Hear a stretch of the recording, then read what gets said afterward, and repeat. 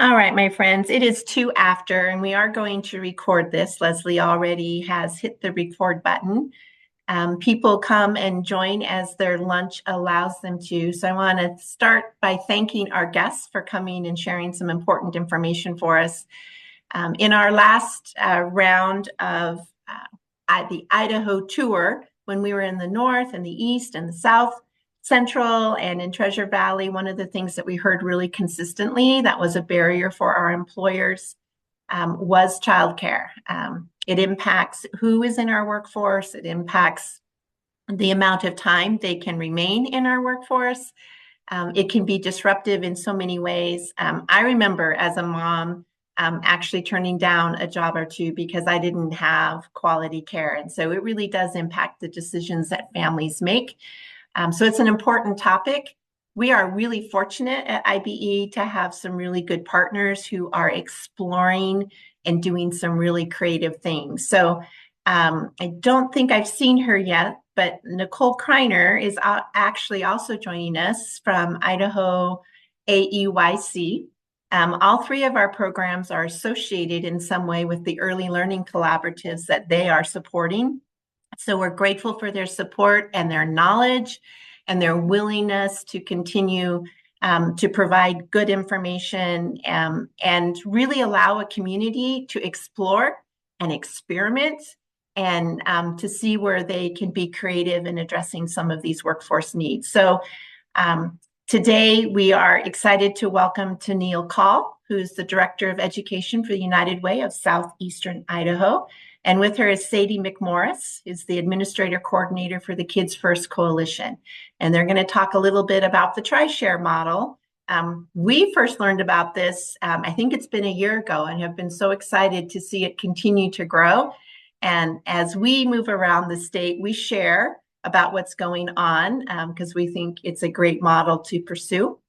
Meagan Ellis here in the Treasure Valley, VP and Chief Development Officer for the Treasure Valley YMCA.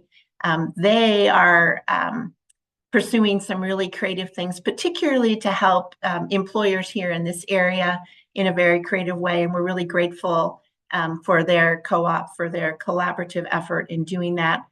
And then Kelly Wolfinger, and joining her is Beth Atkinson, who work with Kootenai Health up in North Idaho. And they have worked really diligently to provide some options for their employees. And so we hope this is really informative. We hope that it gives you some ideas and thoughts for your own way to address some of your work care needs. We are going to kind of go right in that order.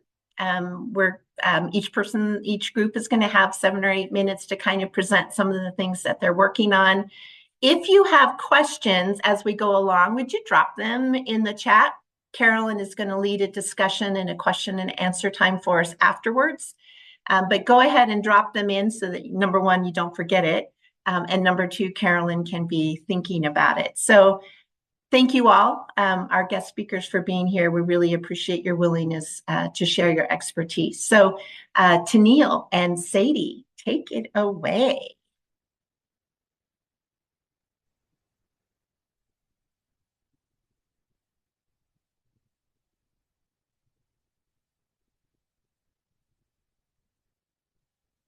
Okay. That was.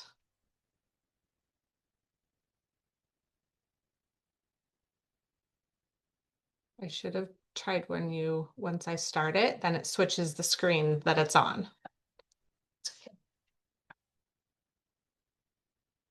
Is it showing just the presentation or like the PowerPoint? The PowerPoint, like the slides on the side. Yeah. Not yet in presentation mode. Yep.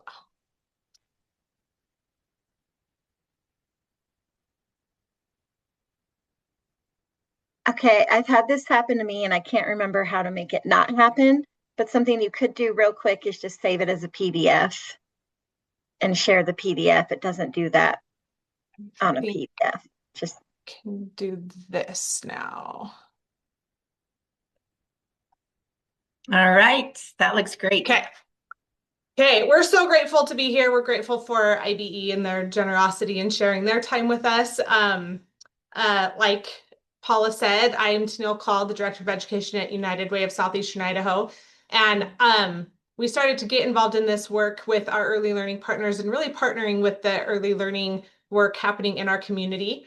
As she said, we are part of the Bannock County Early Learning Collaborative, and United Way is the umbrella and oversees multiple early learning collaboratives in the Southeastern Idaho region. And as we are working with our partners, really to just increase early learning, we know kindergarten readiness is a really big challenge in our communities in Idaho. And so we knew that we needed to start helping and partner with our childcare providers and our preschool providers to be able to increase those learning. But then in that process, we started to realize if children don't have a place to go, childcare is a challenging field right now. We have multiple centers closing. We have another one in Pocatello that just closed last Friday. So we're losing childcare seats like crazy down here. And if we don't address the childcare challenges, then it really doesn't matter what they're learning if they can't even go. And so we brought together a coalition of community members between city leaders, municipal leaders, county leaders, nonprofits, business leaders, education leaders, whoever we could think of to come together and build what we call the Kids First Coalition. And out of it came the Tri-Share model. Make sure that my slides advance. Okay, so we know, and this is the data that we just updated today. So we were using U.S. Chamber Foundation data, but we just got this new data that Nicole Kreiner actually just did some posts about and an article in Idaho Ed News about. But there's an estimated of $688 million lost annually to Idaho's economy due to childcare and the lack of investment in childcare in Idaho. And additionally to that, Idaho is ranked 46th for kindergarten readiness. And those two things are linked because if kids are in care, they're learning. We have been looking at a lot of data in our region and across the state. This is statewide data through the Idaho Department of Labor. And we know that parents that are both employed and taking care of their children, if they don't have access to childcare, are making significant sacrifices in their workforce. 22,000 parents in Idaho cut work hours, 19,000 took unpaid leave, 14,000 used vacation or sick leave to combat trying to figure out where kids should go. 25 parents left or lost a job compared to 5,000 in 2023. So that's a 20,000 person increase within 1 year. So we know that the challenge to access childcare is becoming more and more challenging for families, not less. And then, of course, 36,000 women and 20,000 men altered work arrangements in some way. That's a significant part of our workforce. And in Idaho, we have access to what we call Idaho Child Care Program. So ICCP is what we call that. That is a subsidy program for families that are low income to be able to afford, help them to afford childcare. And we have had a number of challenges throughout our state over the number of years, but recently that eligibility was reduced down to 130% of federal poverty level. So a single mom making $15.50 an hour does not qualify for a childcare subsidy. And we say one story, but not unique, because we've had multiple single moms, specifically in our community, that have lost their eligibility on ICCP and have had to leave their job to be able to take care of their kids and go back on full government assistance instead of being able to maintain and stay in the workforce to be able to support their family. And so we know that there is that gap between where families can afford and access that care versus those that are receiving that subsidy. There's a big gap in the middle of families that we want to try and keep in the workforce. Yeah, so I'm Sadie, like we talked about earlier, but this brought us as the Kids First Coalition to the Tri-Share model. So the Tri-Share model is an innovative workforce solution that divides the cost of childcare equally between parents, their employers, and public funds. And so Like I said, this is an economic development and workforce stability program. Employees qualify through their employers, so that gives employers flexibility in how they implement this program. Tenille talked about that gap. So this program starts where ICCP drops off at 130% of the federal poverty level, up to 300% of the federal poverty level. And we'll get to a slide that shows that income balance. But this TriShare model has already been piloted in other states. Michigan started it. It's in Indiana. They started at a county level. North Carolina, Kentucky, Texas, it's all over. So how TriShare works is the employer would take a payroll deduction from their employee for the employee portion. The employer decides how many employees they're going to fund and pays their 1/3 childcare, combines that with the employee's payroll deduction, and sends the Kids First Coalition a check. The public funds come from, they budget their amount and then send us a check. So we combine that to make sure that the childcare is paid in full. So here's the program eligibility chart. So it's that 130% federal poverty level to 300%. So you can see a family of 4. So 2 parents, 2 kids. The minimum they could make to be on this program is $41,000, and the maximum they could make is $96,000. So it's filling in that gap that we talked about. So we also are implementing a duo share program with this TriShare, and that is where the employee pays 2/3 and the business continues to only pay 1/3. This offers more flexibility for employers because there's no eligibility requirements for the duo share program. As long as your employer is participating and offering duo share, then you can participate. Both of these programs do have 3 non-negotiables. So the first one is that the parent has the right to choose any licensed child care provider in Idaho. The businesses must pay a true 1/3 of the cost of care for each employee enrolled in the program. And then the third one is that the employee portion must be taken from a payroll deduction. This is to make sure that employees are paying their portion because we know with ICCP, sometimes the family have to pay a little more, they don't. So this ensures that. United Way of Southeastern Idaho is acting as the fiscal agent for this program. So how does TriShare benefit companies? It boosts employee retention and reduces turnover. Employers can use it as a recruiting tool to attract top talent. Increases productivity and reduces absenteeism, which is a big problem within the workforce right now. It's a cost-effective employee benefit, and it's very flexible to implement the way that best suits your company's needs. So we did start this in Bannock County. We officially launched TriShare in October with one-time seed funding from the county. But our long-term vision is to establish TriShare throughout the state of Idaho. And we're working right now to build those partnerships, that infrastructure to make it a statewide program. That's us. Perfect. Thank you. Thank you so much. So again, if you have questions, go ahead and drop them in the group chat and then we'll come back to them. All right, Meagan, are you ready to go? Yes, I am. Let me pull my screen up for you all. Make sure you can see that. All right.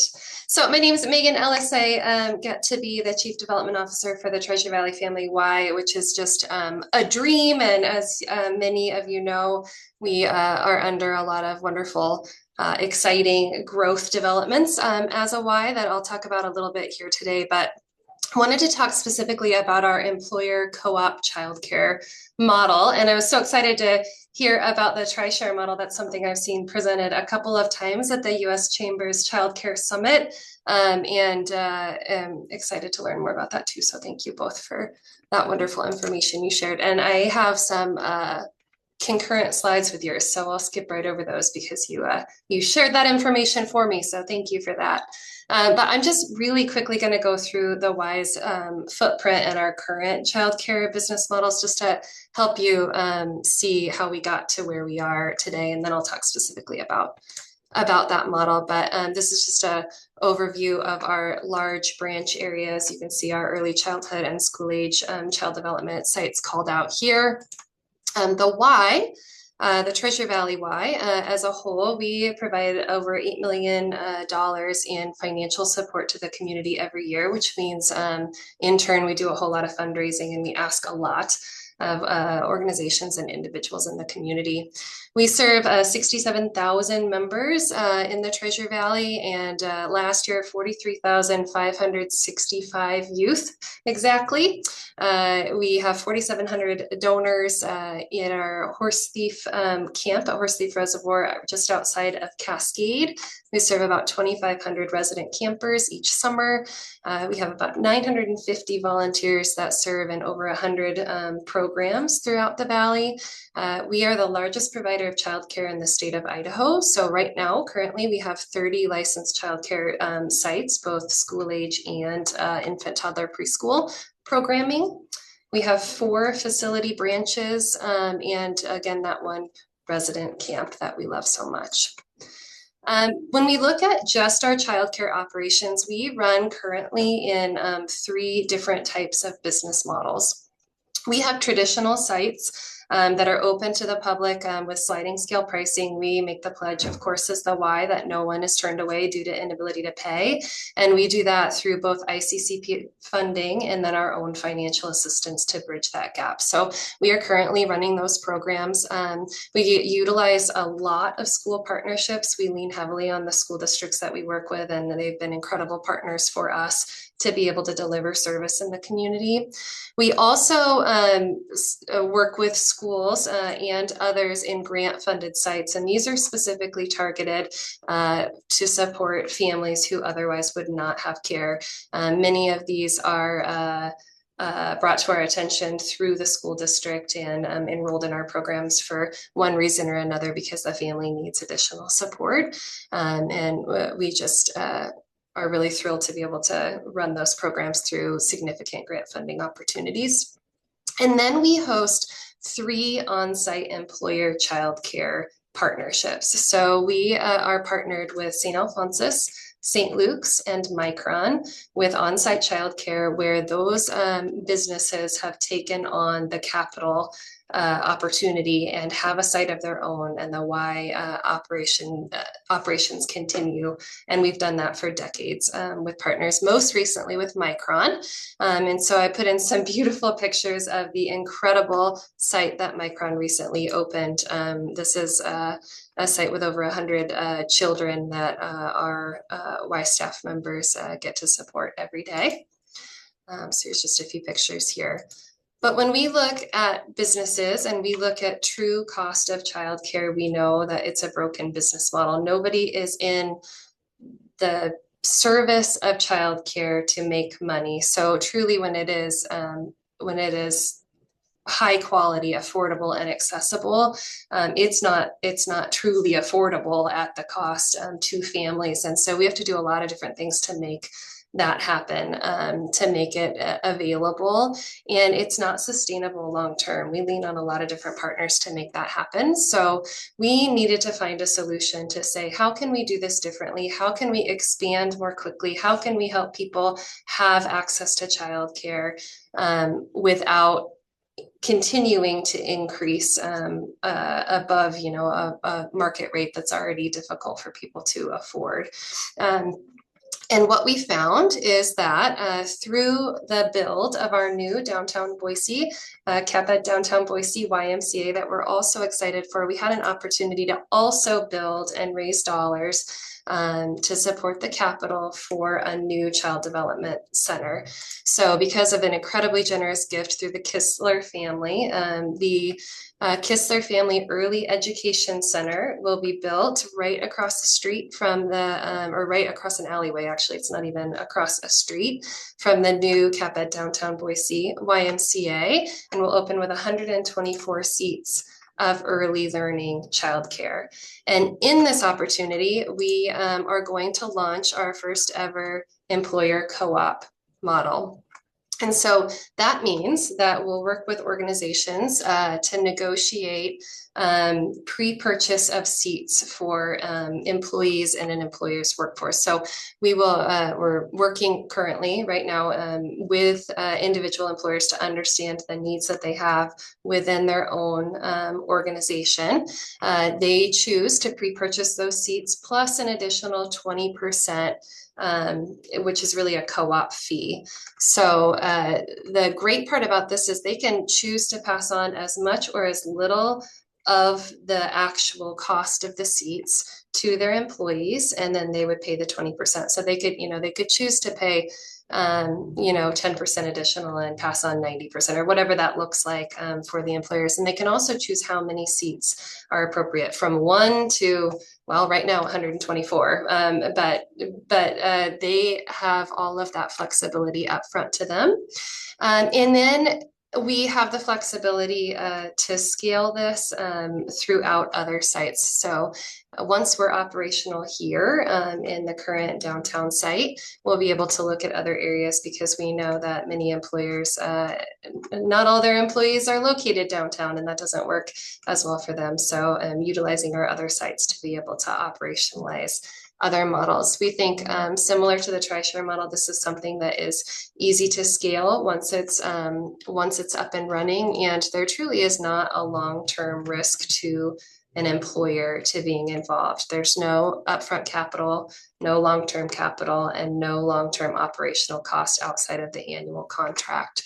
So we're really excited about that. We work a lot with individual employers to understand family need and to understand the employer need, and to support the affordability of the employer and the unique needs of a family is an art, really, and there's no perfect answer to that without having a flexible model that works with both.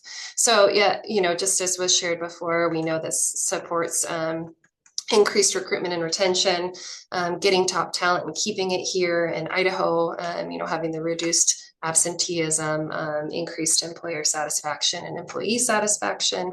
And then, of course, now we know there's also a federal tax credit available to businesses, which supports the overall expenses with a cap of $500,000 a year.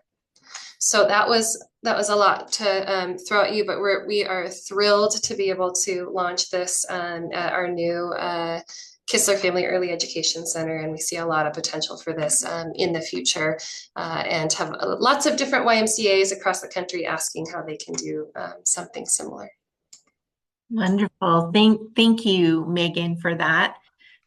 Kelly and Beth, I asked Kelly and Beth to really talk us through why Kootenai chose to do what they're doing, and maybe help us consider what kind of barriers, if this is the way that a business would proceed. But take it away, Kelly and Beth.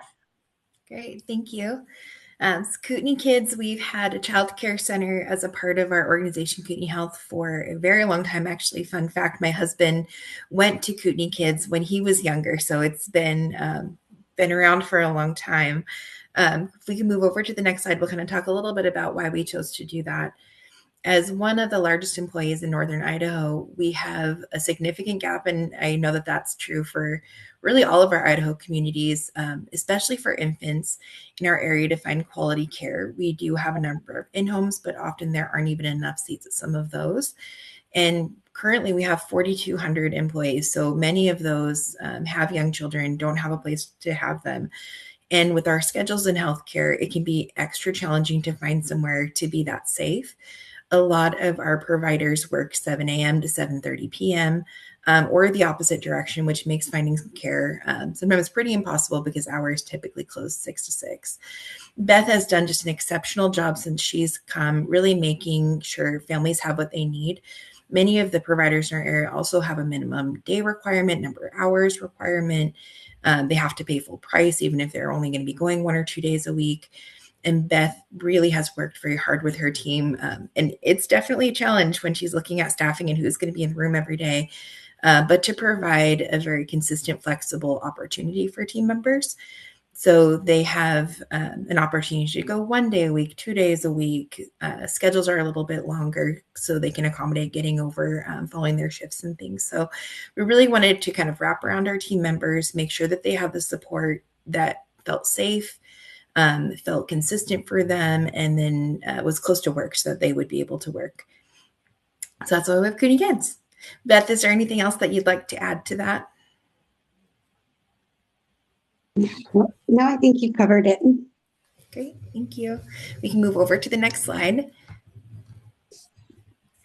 So some of the things that we found to be very challenging, and I'm sure you're all very familiar with these, is finding a secure place. So we have currently, I believe it's 154 students. We'll look at it on the next slide as far as what our breakdown looks like for classes.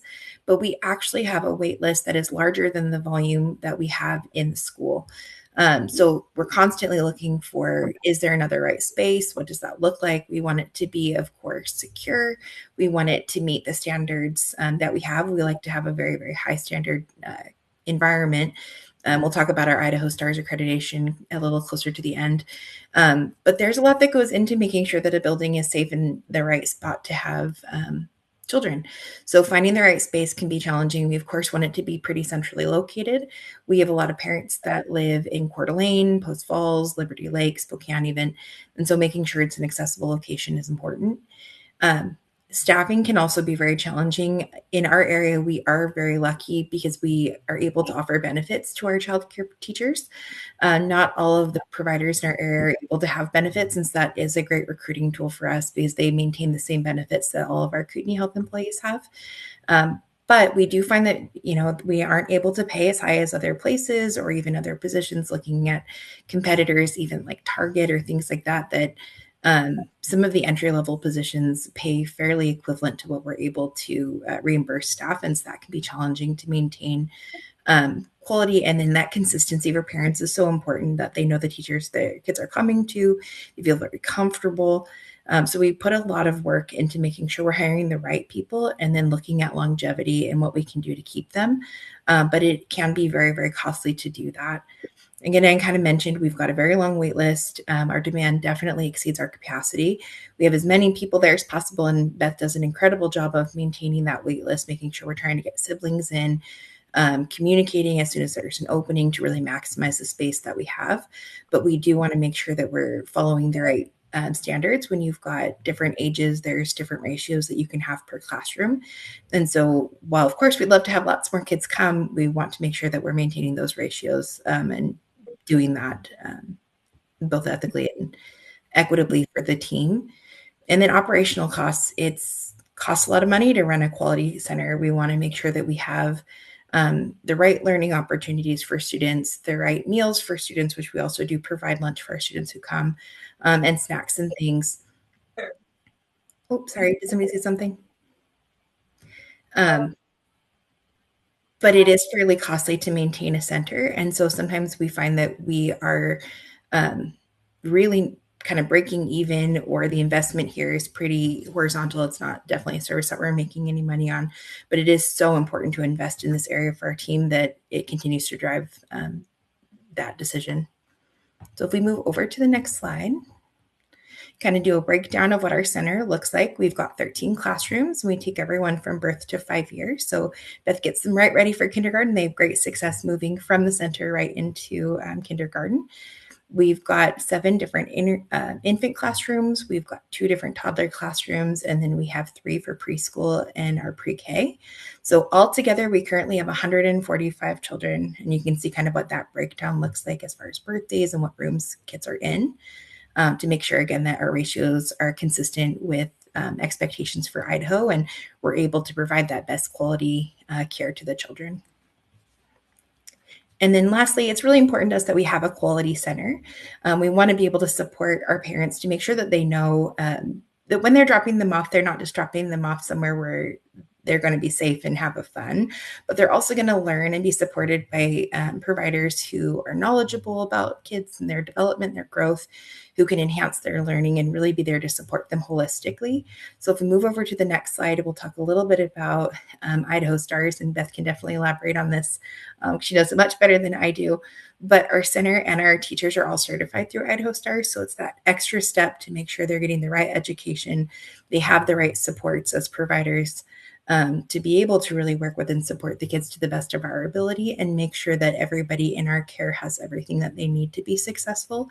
Not all of the locations in our community are Idaho Stars. We, of course, would love to see more because it's great to have additional resources, but we really do want to invest and provide the right center for the parents that we're able to support. And that's incredibly important to us as an organization. So in the future, we'd love to continue to grow this because the demand for the waitlist really does highlight the need, even with our staff members, and really just looking at continuing other options. So I love learning more from people and what everyone else is doing, because there's definitely a need in Northern Idaho. And while we can have the impact that we do on the team members that we do now, there's definitely an opportunity for growth in our future. Beth, is there anything else that you'd like to add?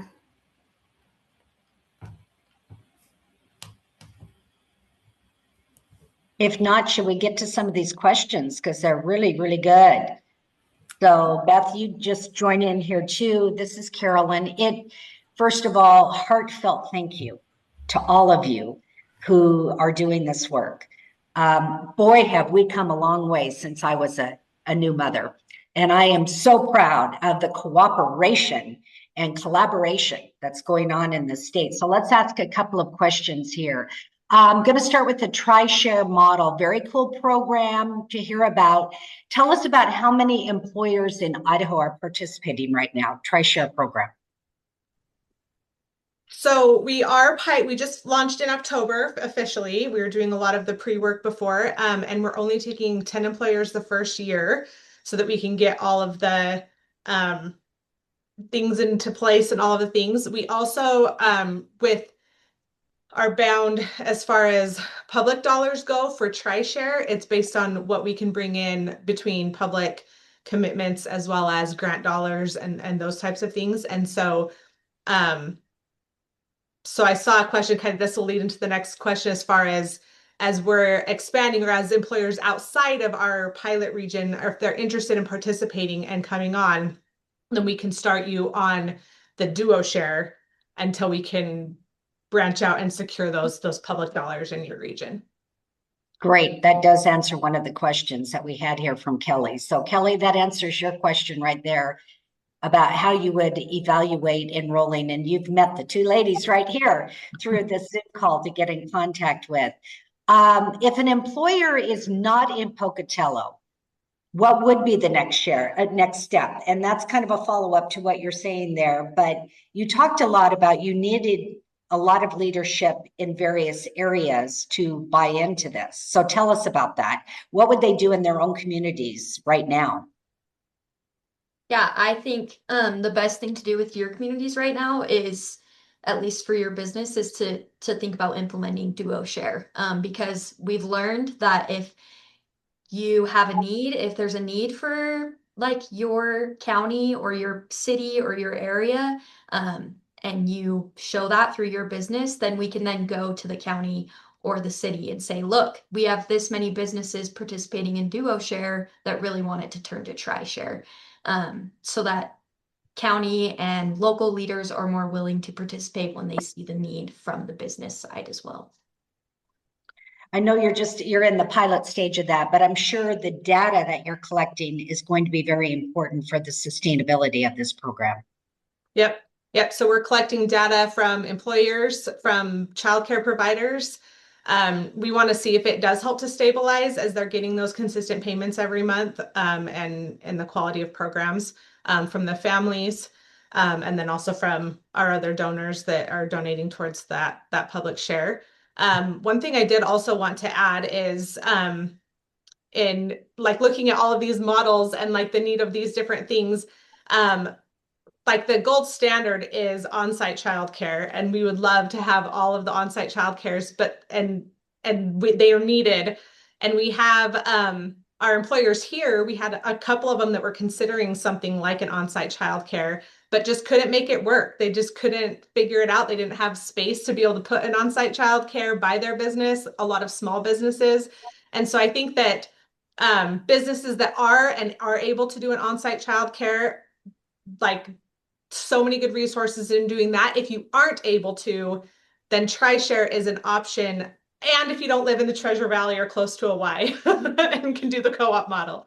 But if you are in rural Idaho or all of these other areas, then being able to partner with existing childcare centers and through your employer, then this is an option that is more flexible in that way. Thank you for spelling that out. That's great. Hey, Meagan, let's talk to you a little bit about on-site, because isn't that cool that two of our major employers, St. Alphonsus, St. Luke's, have been doing this for years, and then the Micron facility is unbelievable. But those are some really exceptions around our state. So if let's just say you're a Treasure Valley business, this is one of the questions, and you're interested in a site-based program, what do you need to consider before taking that plunge? Yeah, you know, a lot of our conversations start with the HR teams of an organization to understand how many youth and at what ages really need to be served within that employer base, the employee base. And so I think really understanding what kind of numbers game you're playing, because it doesn't make sense to have on-site childcare unless you have the volume to support the ratios of classrooms in a productive way. So, you know, when you have a childcare setting and you have our infant ratio is 1 to 4, right? And so that takes a lot of staff, and we have to ensure that if we are working with an organization to implement an infant classroom, the need is truly there on a long-term basis to support infant care within the workforce. So really understanding what the need is, I think, is the most important and biggest opportunity to understand what your solution should be.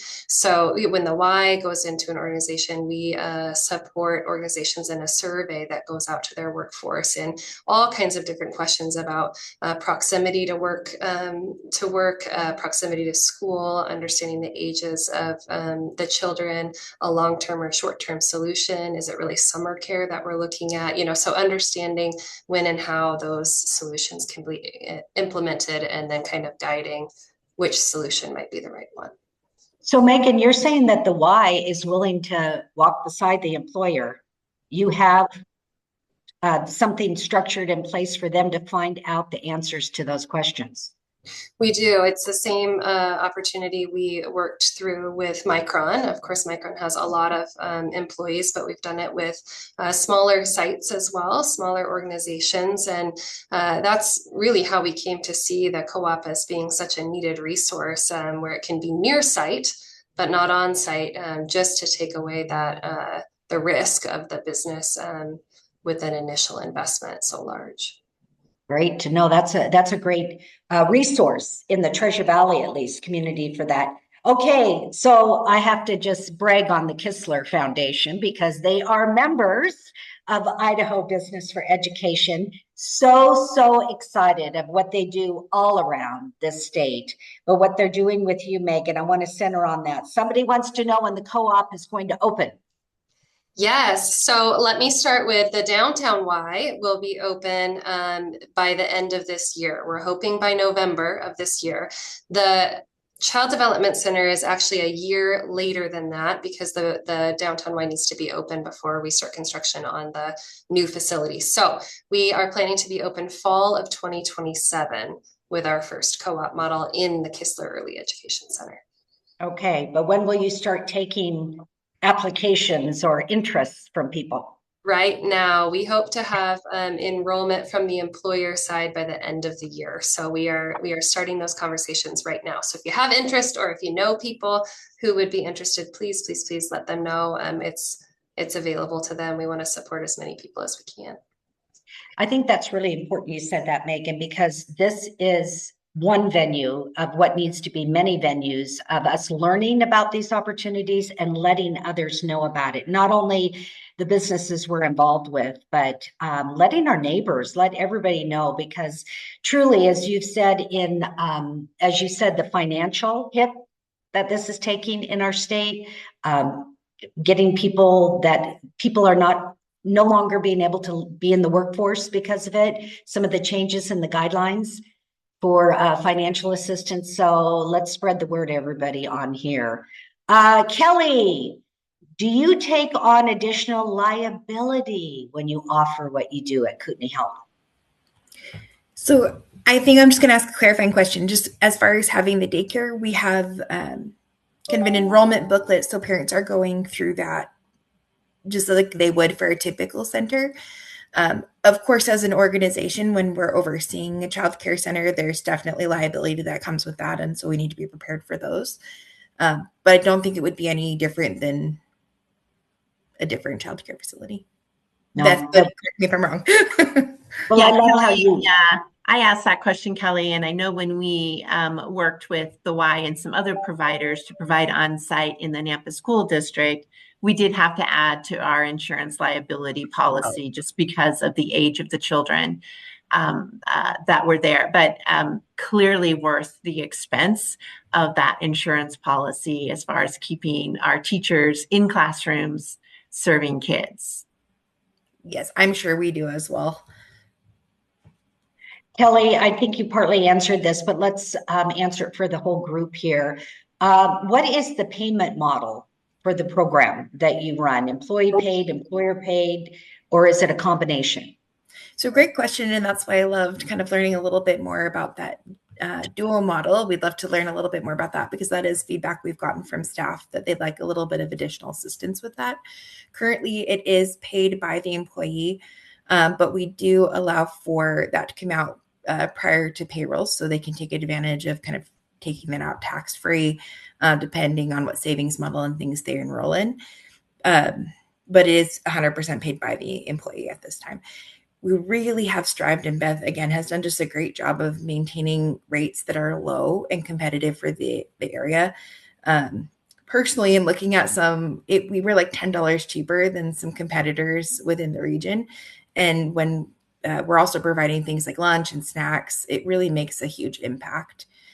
Formula is provided for some of the babies, depending on what they're on. They've got different diapers and things there. And so when we're looking at kind of competitive rates, we really do strive to make sure we're better than our competitors, but also lower so our staff can afford to come. It's quite the combination that you have to be agile with a lot of the flow there. And you said that you have long lists of people wanting to get in. I think a lot of people would like to hear a little bit more on the tri-share model as well. Is there anything else, ladies, that you would like to share that you feel from hearing some of these questions that people would want to know? Yeah, I think something that's important to know is that tri-share is and duo share are really flexible to employers. So if you can only offer 10 seats, then you can do that. If you only have $20,000 to put in, then we'll help you do the math to help you find out how many employees you can support. It's really built around being flexible to the employers so that it truly benefits not only your employees, but your company. Very nice. And I would say with that's where it fits with like small businesses or like a small mom and pop shop or like a large corporation. We have, to Paula's question, we have 3 for sure signed on employers. We have 2 employers that it's in legal or considering. So we're building our employers. And Kelly, half of those are healthcare, because healthcare is such a huge field of specifically women in the workforce that are needing additional support with childcare while they're at work. So yeah, we are in that process of still recruiting employees. But that flexibility within those and an employer being able to say, we can afford this or not. What we look at when we're looking at a budget, what an employer would need to think about is we use the Idaho Child Care Program guidelines as far as eligibility guidelines of looking at what people can be reimbursed for. And we take the highest infant rate. That's the most expensive care is infant in care. And so we take that rate and see what a family would be paying a year and divide that by 3. And then that gives us the employer amount of what they would need to pay per year per employee. In Bannock County right now, I know it's different other places across the state, but in Bannock County right now, that's about $3,200 per employee per year. Some employers, that's a lot of money. Some employers, that's not a lot. But we also look at childcare. One more thing to add as far as healthcare didn't used to be something that was offered widely by employers. But employers started to realize that, I need healthy employees. If I want my people to be able to come work, we need to be able to make sure that they're healthy to be able to be here. And healthcare started to become something that was offered and was a workforce development, a workforce retention tool. It was something that people were drawn to, wanted to find an employer that offers healthcare. And you still see that people look for employers that offer healthcare as a benefit. And we see that childcare is starting to be that same thing, that we have so many dual working families, more than we've ever had in Idaho right now. Not everyone has the luxury to have a parent that is able to stay home and take care of the family. And a lot of my parents and a lot of other people are still working to be able to afford things. And so we don't have the grandparents or the aunts and uncles to be able to take care of kids and so as we're seeing this, that kind of seems to be something that as employers are looking at things that will attract and retain top talent, childcare is going to be something that is going to be doing that. Yeah. Just one more thing to add about the program is that $3,200 is the most expensive for Bannock County, right? Most people aren't going to have infants, or they're not going to be in full-time care. They'll be in part-time care. And so that's the most expensive, but in general, it's going to be lower. We also, when we start these conversations, we have a survey that you can send out to your employees to gauge how many people would be on the program so that we can help you set a budget and see the need in your company. Well, Paula, I am so proud of you for getting this panel together for our members. It really highlights the changes that are going on, and they're real. That's the whole thing. This is real. When you talked about just comparing this to healthcare, I think it's not far off when childcare. Now, it already for so many is the determining factor of whether they want to come to work for you or not. So Paula, I'll let you wrap it up maybe from here or encourage any more questions. I see Nicole is on here as well. Nicole Kreiner. Yeah, I do want to recognize Nicole and thank Idaho AEYC for their support of early learning collaboratives. We recognized you at the beginning of the program, and we really are grateful. And again, feel really blessed to call you one of IBE's partners in the work that we are trying to move forward. I do want to thank each of our presenters as well. You were invited very purposely because of conversations that we've had, and because we think that you are able to share a model with a variety of employers. So maybe one won't work, but maybe another idea would work.